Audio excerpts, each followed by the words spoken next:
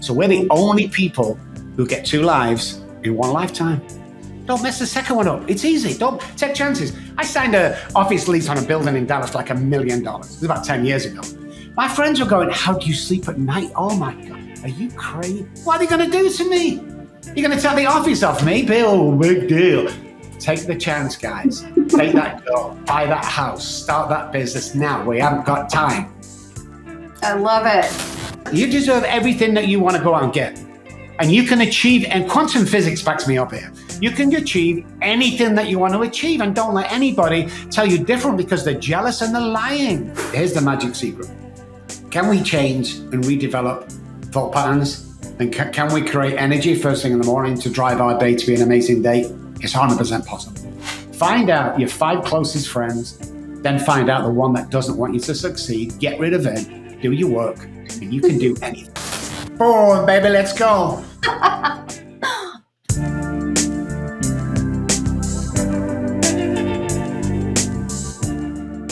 Hey, sober people and sober adjacent people. Welcome to I Have 12 Questions. I'm Amanda Patton, your host, a leading expert on nothing. However, I am in recovery and I love it so much so that I launched this podcast where we get to talk to people who are trudging the road to happy freaking destiny across all the different ways that people get there. So while this is definitely through the lens of recovery and sobriety, these stories and the themes that we'll be covering are universally human. So love, loss, grief, excitement, parenting, outside issues, purpose, God stuff, whatever. In the words of the great Ted Lasso by way of Walt Whitman, I want to be curious, not judgmental. So like I said, we'll be talking to people in recovery. We're going to be talking to experts and practitioners who help those people along their path in recovery.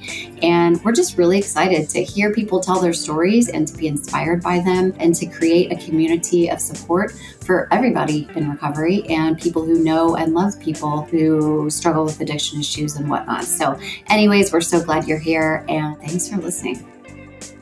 Hey listeners, just a quick disclaimer before we get into the interview. These episodes may contain adult language and subject matter that's not appropriate for all audiences. Also, we are not doctors or psychiatrists, so what we share on these episodes is certainly not to be considered medical or psychological advice, just our own personal experiences, which we hope will be helpful to others on a similar quest. So that's it, and thanks for listening. All right. Hey, sober family and our entire listener community. I'm starting to feel like I'm Steve Harvey on Family Feud because I always say, man, have we got a good one for you today? But we really, really do. I am so excited about this. I kind of geek out a little bit when I get to have someone I consider a celebrity on the show. And so we're having Dr. Robb Kelly. He's got an incredible story regarding his own struggles with, addiction and whatnot. But he's also a renowned neuroscience coach and his practices span the globe. He's a musician. He's a family guy. I mean, just has all kinds of stuff going on. And I think his experiences are going to help us. But he obviously spends a lot of his time helping others to find their way in recovery and provide housing to those who need it and all kinds of things. So, Dr. Kelly, welcome to the show. Thank you, Amanda. Great to be here. Hey, guys, stick around. It's going to be an amazing show. I love that energy. Awesome. Okay, let's start with an icebreaker. You're one of the people who don't like to see questions ahead of time. Some people do. I kind of love that about you. That means you are brave, and I love that. I'll start with an easy one, which is an icebreaker. So you're a music guy. If your life had a theme song, what would it be?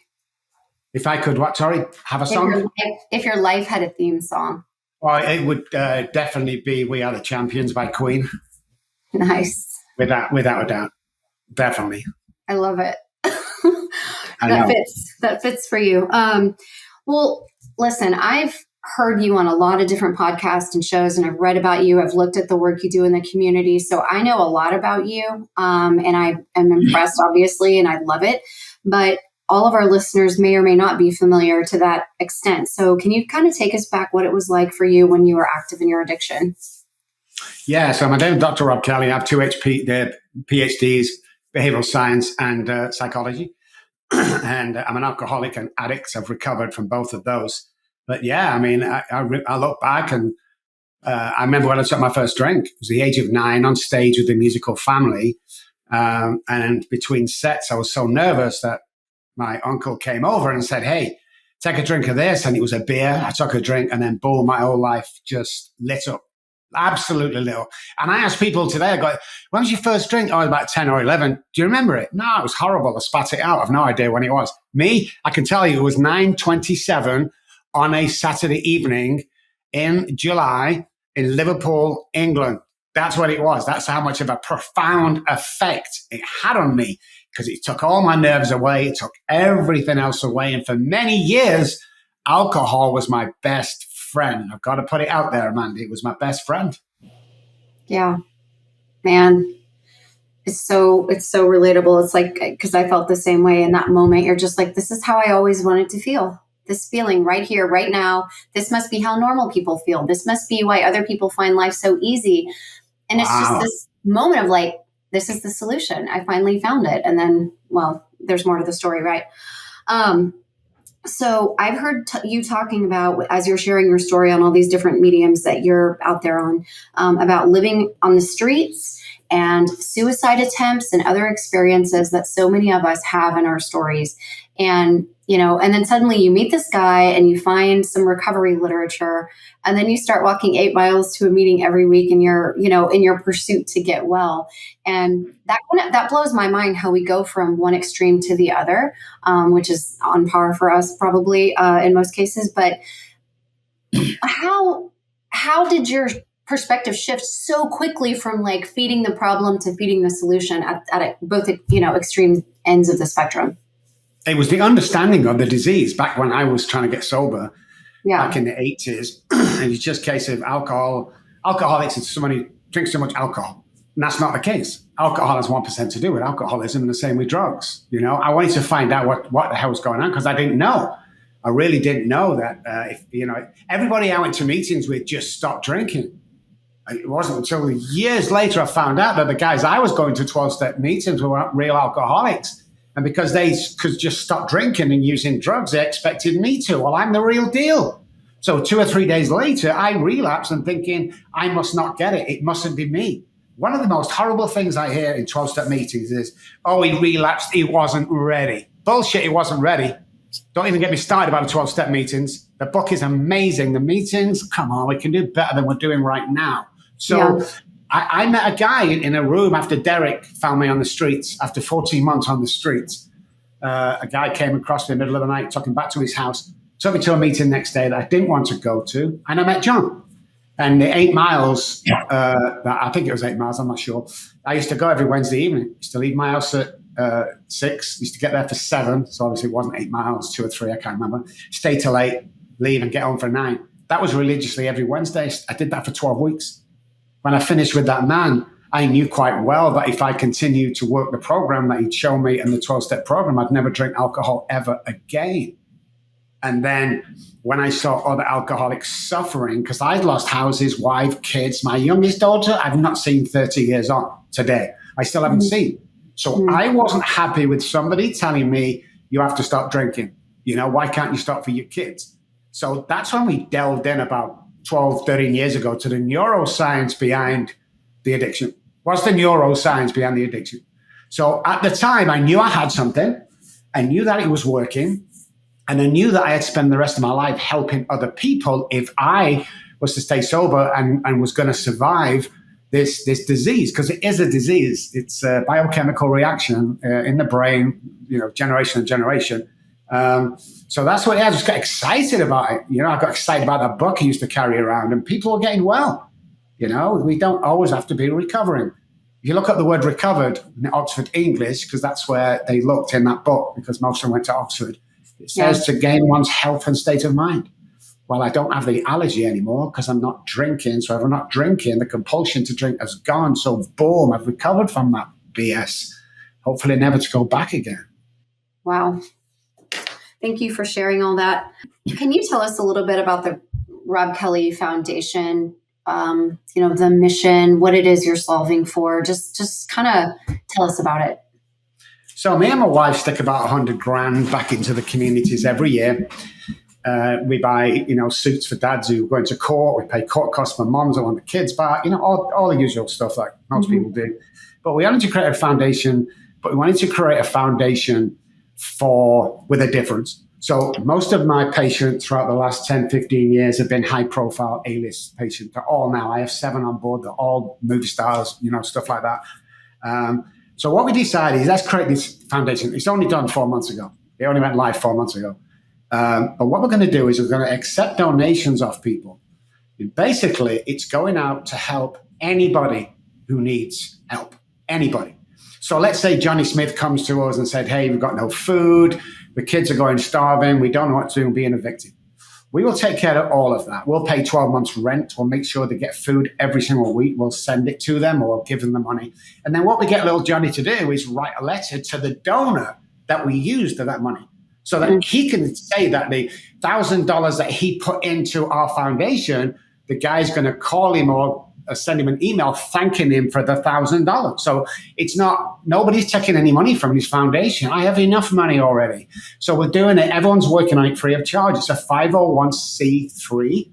So don't pay the taxman, pay us, the robbkellyfoundation.org, and you'll see where every cent goes. I just think that we need to give back. Like my normal work, Robb Kelly Recovery Group, 25% of that is pro bono.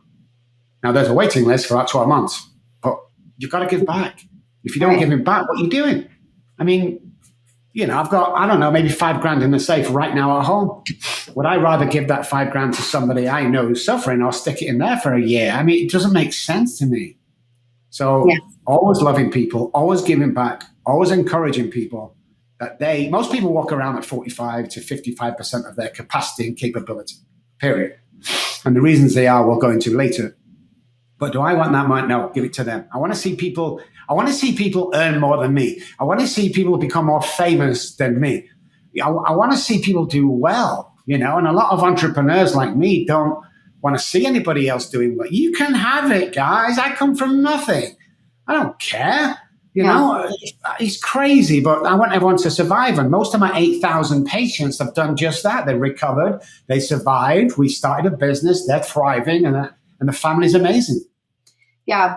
Well, there's no more desperate feeling than when you're in the pit of addiction and you can't figure out how to crawl out, and then people help you, and then the first thing when you start to get well, usually for me anyway, the first thing I wanted to do was help other people because I know that desperation. I know what it feels like. And if I can do it, but it doesn't feel like an obligation. It's actually kind of the coolest thing I've ever been a part of, right? Like I get to now be that person because the people who did that for me were my heroes. And so now I get to go be that person in someone else's life. And then guess what? She's going to turn around and go do that for other people. And it's cool. And I have everything I need. Like you said, I have everything I need. I'm good.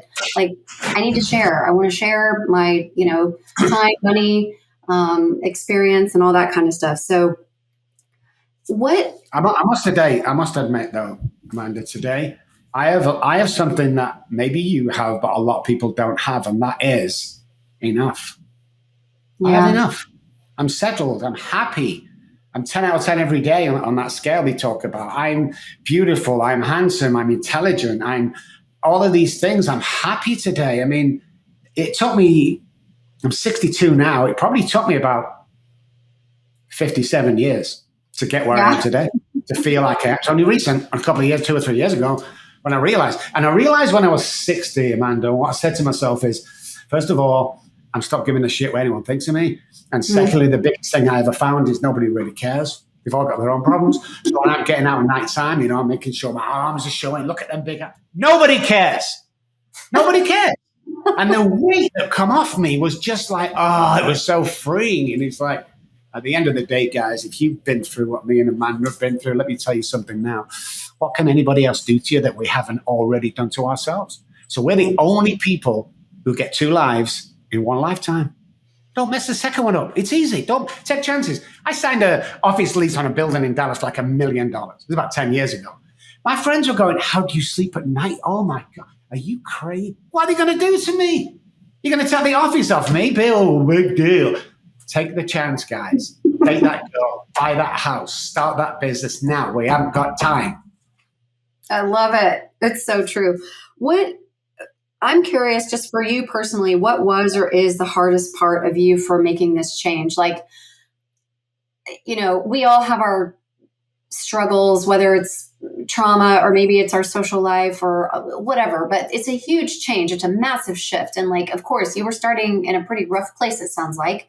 So a lot of people would say, well, there was nowhere to go but up from there. But that doesn't mean it wasn't hard. That doesn't mean it's not hard to go and change how our neural pathways are wired, what we're feeding, So what was the hardest part for you? Or it doesn't sound like you still struggle with it a whole lot, but what was it in the beginning? Because I want newer people still struggling, to hear that people like you on the other side of it really had some shit they had to work through. That was actually really, really hard. Yeah, I messed everything up, guys. I stabbed my wife 3 times one day because she wouldn't let me finish my bottle of vodka. The kids were taken off me. I was almost arrested for attempted murder. I fled to Spain.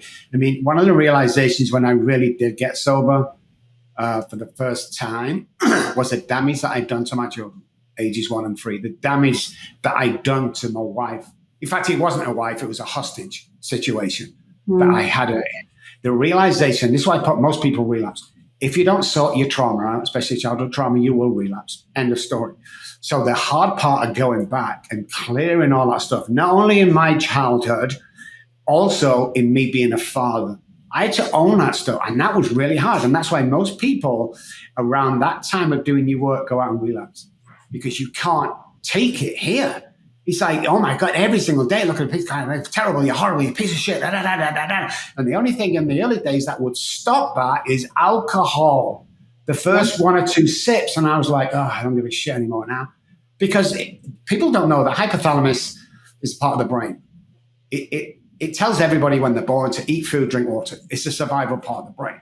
What a lot of people don't know is people have that rest of their lives, survival instinct.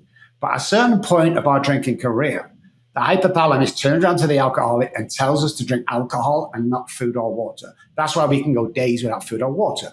The brain is telling me to drink alcohol. So that mental obsession is the hypothalamus.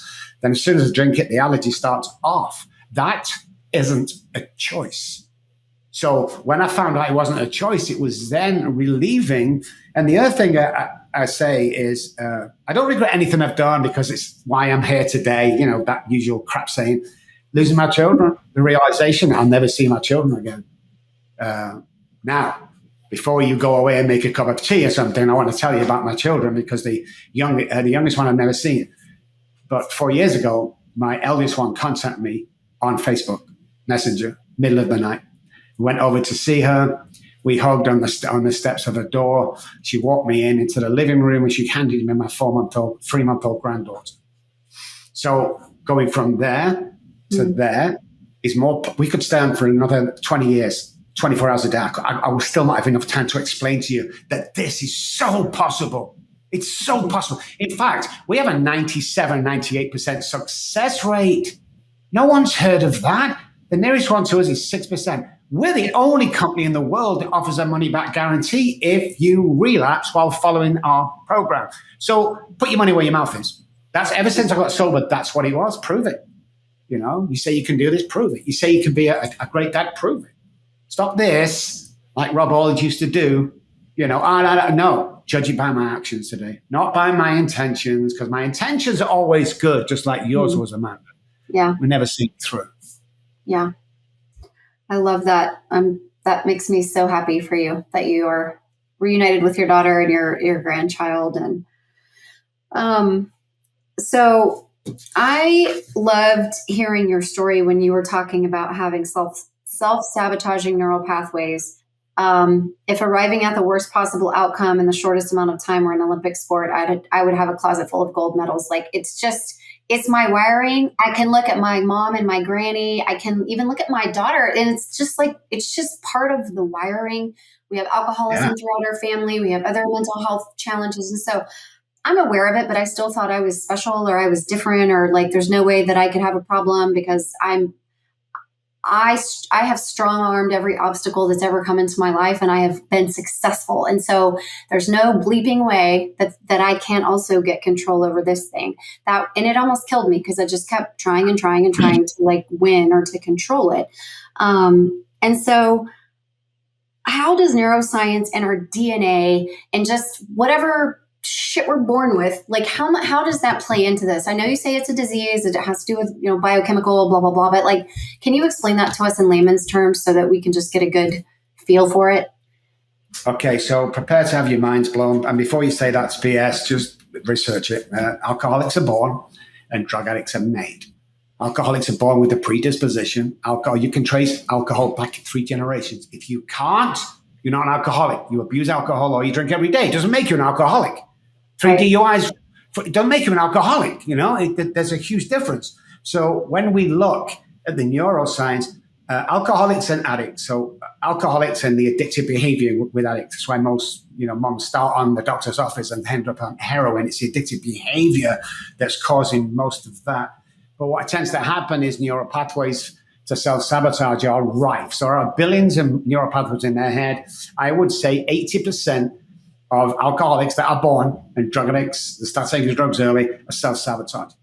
So when we look at the basal ganglia, which is our repetition strengthened confirms part of the brain, and pilot these 10,000 hours in the air, repetition strength, now we can do it with his eyes closed, it's kind of that's what we do to learn anything, which is amazing. But the only thing is, the alcoholic and addict doesn't do that. If you can imagine a clock face, we get to 1 o'clock, we just got sober, we're not going to ever drink again, get to 15 after, got the children back, I've just got a new job, the wife's happy, then bang, at 10 to the hour, we self-sabotage.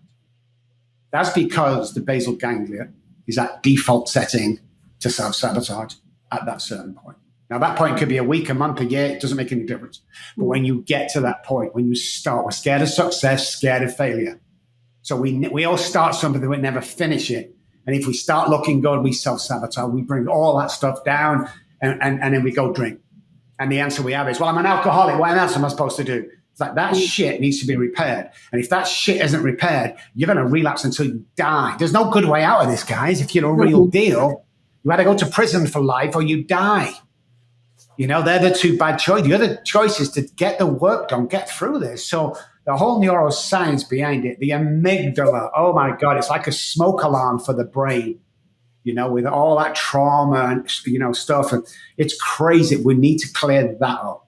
Because if you're in anxiety, guys, you're worried about tomorrow. If you're in depression, you're worried about yesterday. So let's look at depression, for instance. The medical term for depression in the United States of America is low serotonin and low dopamine. That's it. Just so happens that them two are created in the gut. So low dopamine, low serotonin. Okay. So I go to my friend and go, hey, I'm depressed. And he goes, hey, go to the doctor, Rob. He'll give you some stuff to make you better. Like billions of people out there. So I go to this doctor that I don't know really. And I put my health in his hands and go, hey, well, here's an SSRI. Here's some medication, make you feel good. I take it a week after, I'm feeling pretty good. I can survive with that. What that serotonin pill does is keeps our own serotonin at a lower pace. So we're going to always need that pill for the rest of our lives. But why isn't anybody asking the question, why is my serotonin low in the first place? We don't do that. That's also plays into addiction every single time. The 4 chemicals needed every single day in the brain to make you happy. If them 4 are not fed into the brain, you're not going to be happy. And if you're not happy, you're depressed. And if you're depressed, you're going to relapse. And from relapse, suicide. And it just goes on and on. It's like, guys, you get one shot at this. Don't give a shit what anybody else says. Oh, I'm going to start my own business, but I know John is going to. Who cares, man? Get out of that cesspit that you've been swelling. Nobody wants you to succeed these days. Find out your 5 closest friends. Then find out the one that doesn't want you to succeed. Get rid of it. Do your work. And you can do anything. I used to say this to people all the time. I used to go, hey, listen, I can't be president of the United States. That's what he used to say to me. I go, listen, forget your political views today, guys. We had a president running the country with no political experience. He's a businessman. Don't dare tell me you can't do anything you put your mind to. Mind over matter. The mind runs, and I'll give you some tips before we finish of how to set this mind for the day and how to change the neural pathways. So 300 neural pathways die every single day. We're going to start replacing them with great neural pathways. Psychic change your mind. Well, also, too, I remember a few years I started reading more and more about neuroscience and like neuroplasticity and this idea that things can be changed. And I think back in the day, we just believed that kind of it is what it is, right? And then all the science has shown, like, no, that's absolutely not true. Like, you are able to mold, and it's very malleable, but you've got to do work, right? There's a bunch of stuff that goes into that. And I don't know if it's therapy. I don't know if it's like creating new habits and reinforcing it that way. I'm sure we're going to talk about this, but like, um, you know, it gave me so much hope because I knew I could modify my behavior from going to meeting, just, doing other things instead of going to a bar after work, go to a meeting after work, right? There's some very simple like replacement, but that doesn't address what's happening neurobiologically and emotionally. That doesn't address any of that stuff. It's really just it's a distraction to let me detox and get better for a while and heal, but I'm still going to have to go do all this other stuff. And I wasn't sure what that meant. Does that mean therapy? Does that mean I need to be on medication? Like, and it means different things for different people, but I guess that was the hopeful part for me, was that we can actually change the brain. It's not like you're just born with something and that can't be changed. And like you were saying earlier, the recovered part, you're in a state of recovery. And a lot of people live in this constant fear that, I'm never going to get better. It's one day at a time. I'm starting over every single day. And sometimes to me that can be, I don't know. I don't even know what the word is. It just makes me feel like I'm never making any progress. I want to believe that I am healed. I am healthy today, like emotionally, spiritually, physically, whatever. So like, it doesn't mean cured, guys, before you start going up with Amanda saying that. Get a dictionary. Cured and recovered, two different words, okay? That's simple as that. Being recovered, gain one's health and state of mind back does not mean I can drink again. Right. Completely doesn't. I have that daily reprieve that book talks about. And reprieve in the Oxford English is a state of execution. So I have a state of execution every day that I can get through this deal.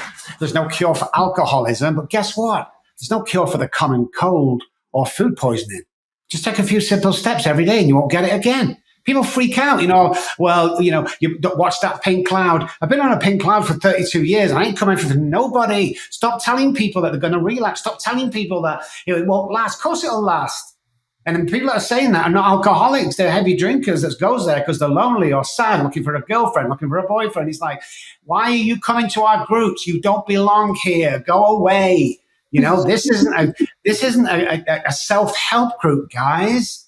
It really isn't. So when we're talking about, Amanda, you just said it's neuroplasticity, they call it. 10 years ago, the medical fraternity found out that the brain can be remote. So we can change the way we think. We can change, how we do things. They called it, many years ago when they wrote that book, by the way, they called it a psychic chain. I don't know how they knew 70 years ago. But look, the 12-step means are good. The book's the best piece of literature I've ever read on the recovery. But look at step one. You ask anybody what step one is. Oh, we're all powerless over alcohol. No, it doesn't say that. Yeah, it says it doesn't say that. You said we admitted we were powerless. I'm not powerless over alcohol. I passed 7 liquor stores on the way this morning. I'm not powerless over alcohol. Stop saying that. We're all powerless. No, we're not. There's 352 God words in the first 164, all capitalized. It says that we have a power, capital P.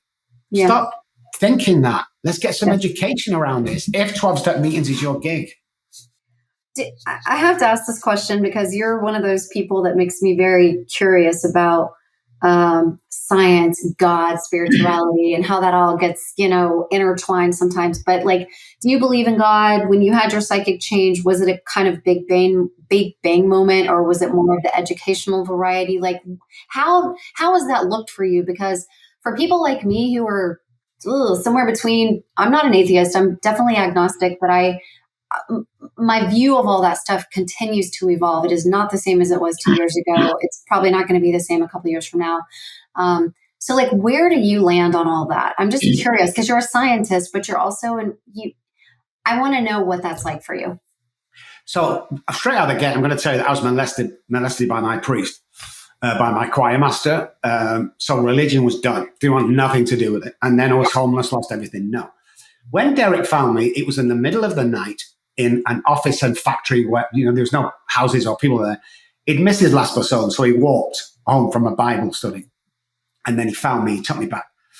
When he took me back, he said, you can stay here for as long as you like, but I want you to come to this meeting. I went to the meeting. I didn't want to go to the meeting. I hated them meetings, all war stories, But halfway around, this guy said, my name's John and I'm a recovered alcoholic. And I was like, what did he just say? Did he just say recovered alcoholic? There's no way. And Derek said he did. So after the meeting, I went over to him and I said, hey, John, my name's Rob. Will you sponsor me? And he said, no. Just before the ground opened up and swallowed me, because I've never asked for anything in my life, he said, I want to be your spiritual advisor for a period of 12 weeks. He said, get a big book and a dictionary. I said, I don't need the dictionary. I went to Oxford University. Bring a dictionary, he said, very quietly. So every Wednesday, this was the Wednesday, every Wednesday I went there, couldn't go in before 7, had to leave dead on 8. If we're halfway through a conversation at 1 minute, he'd get up and walk me out. Weird, but I did that for 12 weeks and I changed. And he told me that I was going to change the world. And he told me to tell people they can be fully recovered. So he said, from tomorrow, Rob, things are going to change in your life. And I said, John, I'm living on this guy's blow-up mattress in his basement. Nobody knows I'm there. It's impossible. But the next day, Derek came home and he said, hey, the guy who sweeps the floor in the factory has just resigned. Do you want a part-time job? I went, hell yeah, I do. So I turned into a full-time job. So like 2 or 3 weeks later, I went to the gas station and all I could afford was a little teddy bear for John and a card. And I wrote in the card, dear John, thank you for introducing me to God because he took the compulsion away. And I went back to his apartment. And when I got to his apartment, it looked as if there was no lights on anything, but I knocked on the door because I know he lives here. The next door neighbor come out to the right and she says, can I help you? And I said, yeah, where's John? She said, John. I said, yeah, John. There's nobody there called John. In fact, I've been here 3 months. There's been no one in that apartment for 3 months that I know of. You got the wrong address. Close the door. Now I want to knock on the left-hand door. I'm a bit of attention. Banging on the door. Big guy came through. What do you want? So where's John moved to? He said, John who? I said, I'm sick of this crap, you and that woman. The guy that lived next door to you. And he said, that apartment is derelict. You walk in the front door, you're going to fall down to the basement. You can't go in it. Everyone knows it. I've been here for 12 months. It's been like that for 12 months. So I'm thinking, what? So I went back to the meeting the next night where I met John. And I said, I walked in because everyone remembers me. Rob, great to see you again, man. I said, hey, Jimmy, thank God you're here. Does John still come here? And he said, John who? And I said, John, I was over near the coffee machine speaking to him. And he said, Rob, we were kind of laughing because you were over near the coffee machine speaking to yourself. Never found that man, Amanda. And when I got wealthy, I put private detectives, the best I could get in England. Nobody could trace him. But everything he told me came true. So from here not believing to here was crazy. So was it an angel or a fever dream or we don't know? It's like, what do you think? After 30 years on, I believe it was an angel because I never share that story until about 5 years ago and would never go anywhere near it. There's too many coincidences in my life that's happened almost on a daily basis for me not to believe that was an angel and I got blessed to save the world. And he kept saying Isaiah 61. I don't know what I've never studied the Bible, but he kept saying. So one day before I came here, I looked up Isaiah 61. And it says to help the afflicted and bring great news to the families. So when I came over here 7 or 8 months later, just 2 weeks only, and by chance I could stay with this girl, she took me to her boss, and her boss, when I walked in, said Isaiah 61. And I had to run out. I was freaked out. I thought everybody in America was playing a game with me. But no, too many things happen. That's incredible. It's just like anybody can recover, guys. You just got to know how. That's incredible. And I've had really weird experiences too that I couldn't explain. And I'm very pragmatic and logical. And this is why I have a hard time with some of the woo-woo type of things. I'm different now, but I'm saying in the beginning, if it wasn't logical and there wasn't empirical evidence and you couldn't show, I was like, oh, get out of here with that. But I've had too many experiences over the past 10 years that I've been sober of like, I believe it now and I don't need other people to believe it or believe me. And I've shared some things that make me look a little out there, but I don't care because I know it was my experience. And, we lost my dad late last year to cancer. He was very young and healthy and strong and kind of invincible, and then he was gone. And I have, over the last year and a couple months since he died, I have had some things happen that cannot be explained. And it's an inner knowing. And I know it's from another realm or another, it's definitely spiritual in nature. I don't expect other people to understand it, but I know that it's true for me. And so when you're telling that story, that's wild, incredible. Yeah. It's like a miracle, but it's so personal anyways, thank you for sharing that. That's crazy in the best way. Incredible. Yeah, it is. And I live by that every single day. And so when I say to people, they go, can you help? Rob, can you help us? I go, I'll be your Derek. Because he was the one that found me on the streets. What do you mean? I'll tell you the story one day. But I always want to be that Derek to people out there. I never want to, because I do believe in God today. Yeah. I never want to walk past someone in case I'm getting tested by God saying, hey, you think you've got all this money and all, you've got all that. Yeah, you've got, this here, but what are you still doing? Because I know my God, when I get to heaven and they open them big pearly gates they talk about, and I see God, you know what he's going to ask me? Or do you know what he's not going to ask me? How much money did you get, Rob? What was your car? How expensive was your car, Rob? He's not going to say that.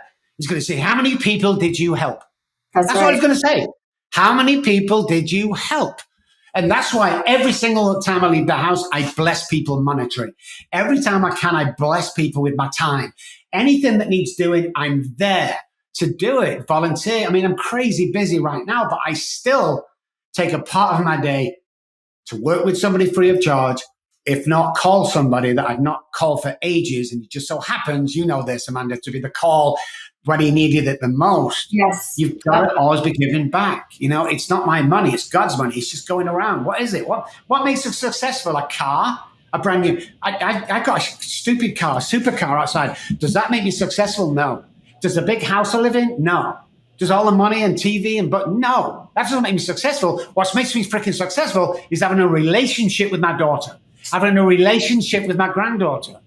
That's what makes me successful today. Because don't get me wrong, I've been rich and I've been poor, and I choose rich every time. Poor is hard, but the lesson that I learned on the streets of Manchester was like a semester at Harvard University. I love that. How have your relationships changed since you became sober? First of all, with yourself, your relationship with yourself. And then, coworkers, colleagues, family, whatever, but mostly about how you are with yourself now compared to before. Yeah. Well, first of all, when I got sober, because I'd lost my identity like most adults, addicts and alcoholics. Once I found me, people seemed to change around me. They didn't, just my conception of that. So finding my identity of who I truly was, I wasn't this guy who was stumbling around and was known as the village drunk. I wasn't that guy that every person in my family disowned. Absolutely. I wasn't that guy. I was going through an illness. So when I found out who I really was, when I found out that truly me was just doing the best I can, and you've heard this thousands of times, I wasn't a bad guy trying to be good. I was a sick guy trying to get well. And that's why we highlight alcoholism and addiction today. Yeah. But relationships got more loving because I love myself.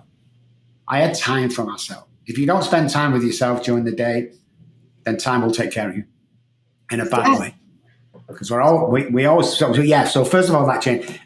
In my company now, all recovered alcoholics and addicts who work for me, apart from my wife who looks after them, all of them are. I love people. I listen to people. Listening is an art, by the way. You've been a crowd of people or a group of people, and you hear this guy telling a really good story, and you look around, you see this other guy trying to wait to finish so we can tell you a better story. It's like, listen, I listen to people today. I find their side and what part I have to play in everything that I do today. And I act accordingly. I don't react. I act accordingly. I don't have bad days, Amanda. I have better days than others because I'm human. But there's nobody who hasn't met me and not walked away with a smile on their face, because that is what it's all about. Yeah. I'm sure there's a few haters out there, and thank you for hating me, guys, and thank you for looking at my stuff. But when you start paying my mortgage, I'll start listening to you. Well, I also love what you said earlier about, how do you define success? What does success look like? Because for me, it's not about, I judge everything now about how it makes me feel. And I know that I feel the best when I am helping other people, when I am showing up in kindness, even when I may not feel like it. It's just different choices than I used to make, back in the day. And there was a time during my addiction, active addiction, where I had more money than I could have spent, and we had all the things that were supposed to make us happy, and we were absolutely miserable and absolutely addicted. And so obviously that's not where it is, right? It comes from somewhere else, but for me, I had to go experience all those other things to try to figure it out. Or not figure it out, actually ask for help, which was impossible for me for a long time. So what is your like number one go-to tool or advice for leaving an unhealthy relationship with alcohol or anything else that limits us? Like if you had one thing that you were going to tell somebody, what is it? Morning work. Do the morning work that I'm going to tell you in a minute. That's all you need to do. Do the morning work. People in relationships that are not going good, they stay way too long. Yeah. People in relationships with other stuff, porn, cake, food, stay in that relationship too long. It's like like I said, I wasn't married, I took hostage. But listen, here's the magic secret. Can we change and redevelop thought patterns? And can we create energy first thing in the morning to drive our day to be an amazing day? It's 100% possible. Me and 8,000 people I've worked with do it every single morning, and millions of other people around the world that's watch my stuff. Here's how we do it, guys. I want to first start with a statement. The presence of oxygen is the absence of disease. Most people only breathe 25 to 35% of their lung capacity. Every single illness, cancer, growth, inflammation start in a hypoxic area of the body. So let's fill everything up when I get up in the morning, okay? So get up every morning, 10 breaths, that's all I'm asking. Exaggerated breaths in and out. As much oxygen, okay? Hold on to something because you're going to go dizzy. If you don't, you're not doing it. Go into the bathroom, look yourself eye to eye, 6 feet away. I'll tell you about 6 feet away in a minute. 6 feet away, and say, I love you 10 times. I love you. No other affirmation, okay? Keep eye contact. Then get your toothbrush. And if you're right-handed, let's start with the left 1 week, right 1 week. Left 1 week, right for the final month.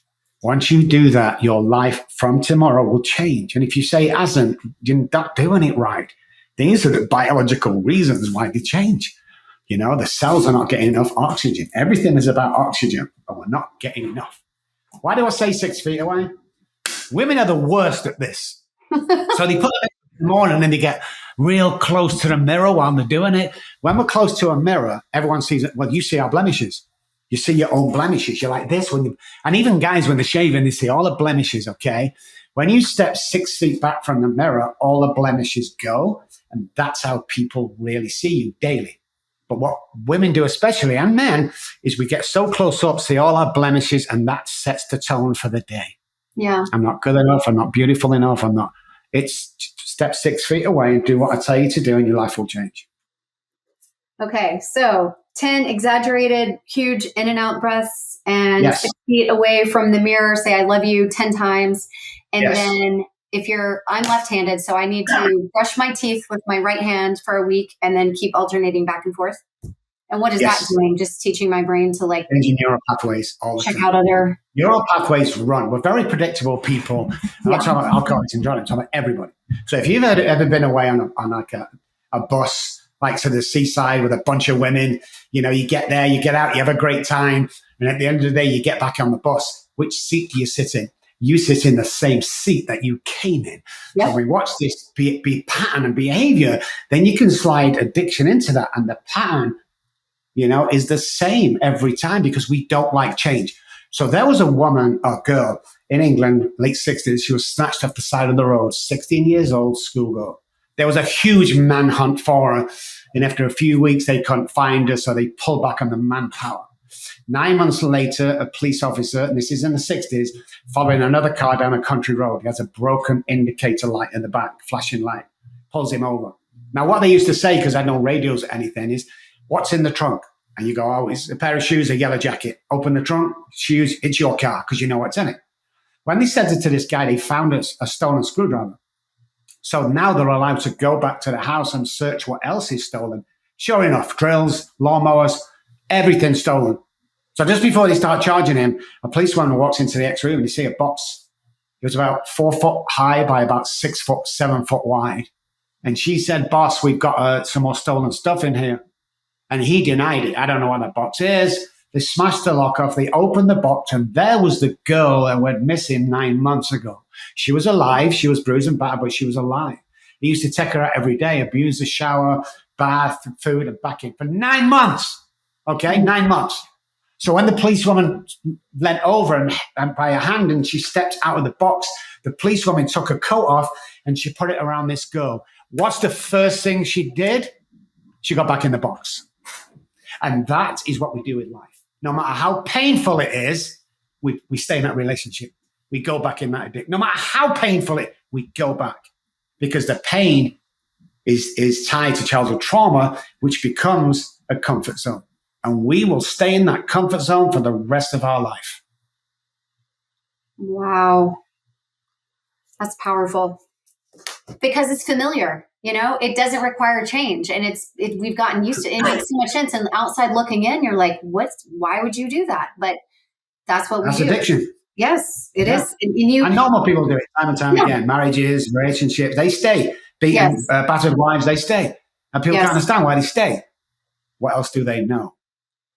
Yeah, it's like a young girl growing up in a house where mom and dad are there, and dad comes home drunk most nights, and he beats mom up most nights. The young girl, 6, 7, 8, 9, learns a couple of things. First of all, she learns to listen to the key in the door.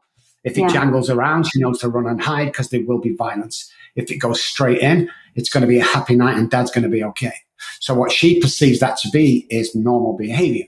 So what happens when she grows up and leaves the house as a teenager, 19, 20, and she attracts what she thinks she's worth. So she will attract the same guy that ends up being an alcoholic and beating her to the same point that if she met a nice guy who treats her well, she will self-sabotage that relationship because this is the norm and I don't deserve this.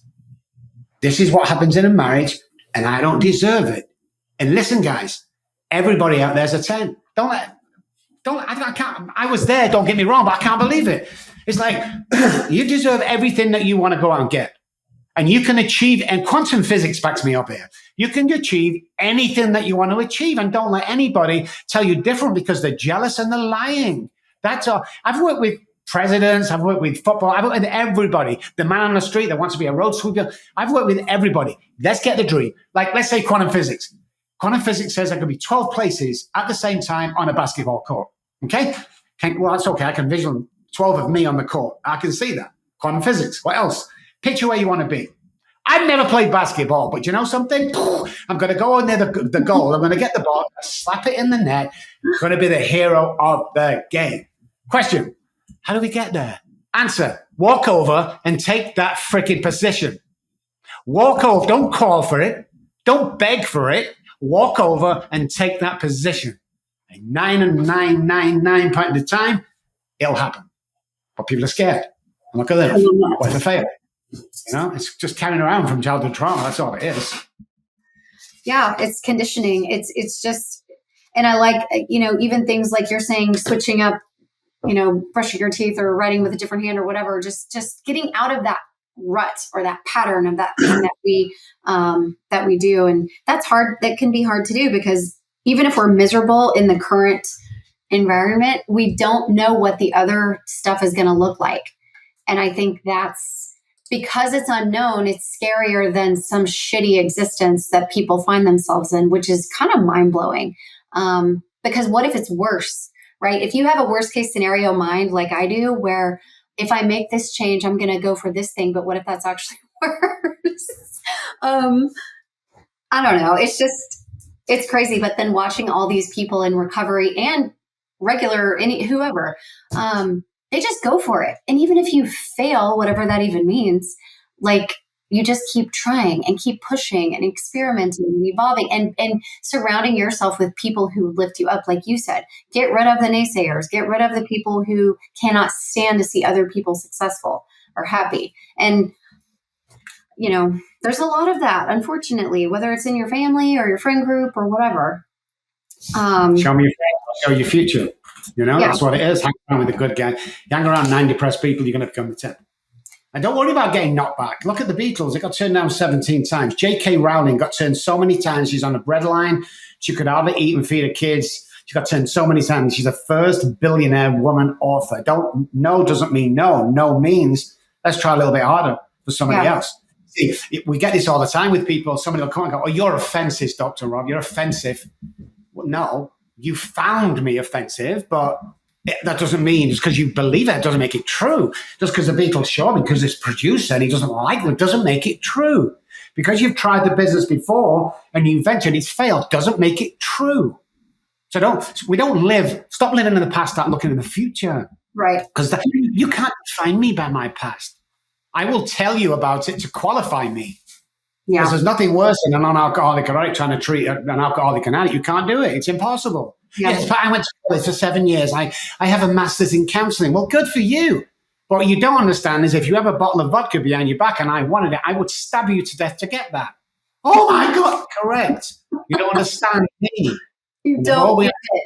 The more we understand what's going on here, guys, the more you'll shoot up and you will live your dream. I'm living the dream instead of dreaming of living. That's what I did on the street, dreaming of living. And now you're actually living that. That's incredible. Yeah. Well, what? I know we're coming up on time. I want to be respectful. I know everybody has busy schedules, but what is your favorite thing about being sober? Like if you just had to pick one thing, what's your favorite thing? Being a leader. Definitely being a leader. I love it. I love every day I wake up, I do my breath work, teeth, all that stuff. I'm ready to go. I've got 3 English bulldogs in the house. We go out together and ready to go. Being present and being a leader. That's what the answer would be for that. I love that. You can tell you're just doing what you're meant to be doing. Like this is where you're supposed to be. This is what you're supposed to be doing. Yeah, and it's important, it's important that people take that on board, but it's all so important. I come from the projects and I spend a long time on the street. So, it's okay for you doesn't work with me. You can have this mindset to improve your life in the next 30 seconds if you do what I tell you to do. I think that for me, even in the recovery communities, whether it's Recovery Dharma or AA or NA or She Recovers or not doing any type of 12-step and going and doing other things like neuroscience. And there's so many options now. But the point for me is, and the whole reason I started this podcast was because there's not just one way, right? Yeah. Like we have to get away from this monotheistic, this is the only way. And if you don't do it like that, so allowing for people's different experiences and different feelings. And also when I would hear people who just decided they wanted to quit doing whatever and they just quit, I was like, well, then you're not really one of us then. Because that's not how that works, and it would make me feel, I don't know, a little bit resentful because it's like, that is not apples to apples. So I hear you on that. And there are different places for different people. But when people who are not alcoholics and addicts come into our spaces and use it as a self-help group, it can be very frustrating and discouraging to those of us who this is a life or death type of deal. And I've seen them come in. I don't mind, coming in them rooms. I don't mind at all. The only, thing you have to do is have a desire to stop drinking. But little guys, if you're a heavy drinker or an abuser of alcohol, you come in and little Johnny's at the back of that room. I don't go to AA anymore. Just want to make that clear. Little Johnny's at the back of the room dying of alcoholism. Shut up. You got nothing to say. Nothing to say. Because your little war stories are not going to get him well.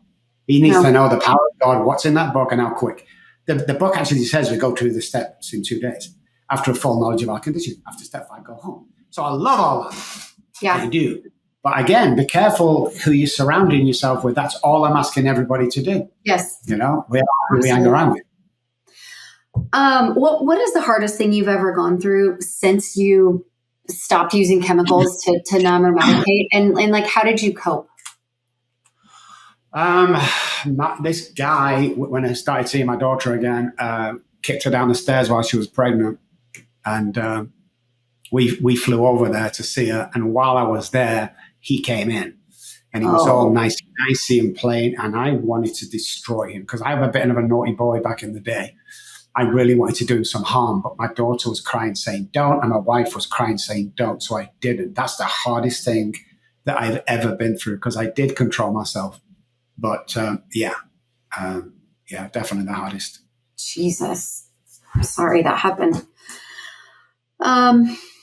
Okay, last question. And then you can tell us a little bit about where to find you and how to find you and all that fun stuff. But last question, what would you tell a newcomer or someone considering a change regarding their relationship with alcohol? First of all, biggest line, you can recover. Everyone does it every day.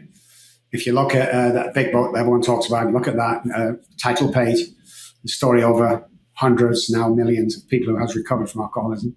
And secondly, it's not about the alcohol. Don't think it's about it. Well, if I could just stop drinking, it's got nothing to do with alcohol. 1%. I remember I stood outside a liquor store once, Monday, back when I was homeless, about $10. It was snowing. I'm in a little string vest, pair of shorts and flip-flops, and I'm sweating profusely. And I'm going into DT's, and I'm starting the shop, and this guy's not supposed to open the shop till 10, but he sees me outside at 5:30. He always does. He opens the little door. I go through. He closes it behind because it's illegal to sell. This only time I put my money on the counter. I can't even speak to him. He puts the bottle of vodka down, and this is what I did. Headaches went, shakes went. I felt in a mood instantly. I looked at the shopkeeper. I looked at the bottle and I went, oh my God, it's not the alcohol. So remember that, guy, it's not the alcohol. So when you stop drinking and still feel like crap, it's because it's not about the alcohol. Yeah. This. Oh my God. It's about this. It's about you on a spiritual journey of some sort. It's about you enjoying. It's not the alcohol. That's saying, I can see you got chicken pox. Why? Because you've got spots all over you. That's the symptom. What I actually have is a viral infection that can kill me as an adult. You see the alcohol, you see the drugs, you see the spots. It's not the problem. It's not the disease. So if you can think about that, get yourself into a good meeting or get yourself a good therapist, tough therapist who's been there and done it. Start dialogue. Listen, if you're in a place right now and you're sat at home, okay, you're never going to amount to anything. You never think you'll be anybody. First of all, I want to apologize because somebody's put that there. First of all. Secondly, 214-600-0210 is my personal cell phone number. You text me and tell me you're in a bad place. As soon as I'm free, I'll text you back and we will arrange a 10 to 15 minute pep talk that will change your life. I promise you. I promise you it will change your life. Can you say the number again? Say again? Can you say the number again? 214. 214. So let me start again. 214-600-0210. Use it, guys, because this is the theory of this. I've always got my feet in the trenches, and I would really like to spend 10 or 15 minutes with you this week, then hear of your funeral next week. You know, it's crazy when you were talking about how right when you touch the bottle, it wasn't even in your body yet, but you just and somebody said this a long time ago to me that alcohol never made me feel better, but it made me feel like I was about to feel better. There was this anticipation that medicine was on the way, relief was on the way. And I remember even driving to go drink somewhere or to purchase alcohol, I already felt calmer because I knew that I was about to get to check out. I was about to be relieved from what goes on between my ears, which is fucking stressful sometimes. And so when you said that, when you talked about and told that story, that was just so, because now, you know, I don't put anything into my system to numb or to avoid or whatever.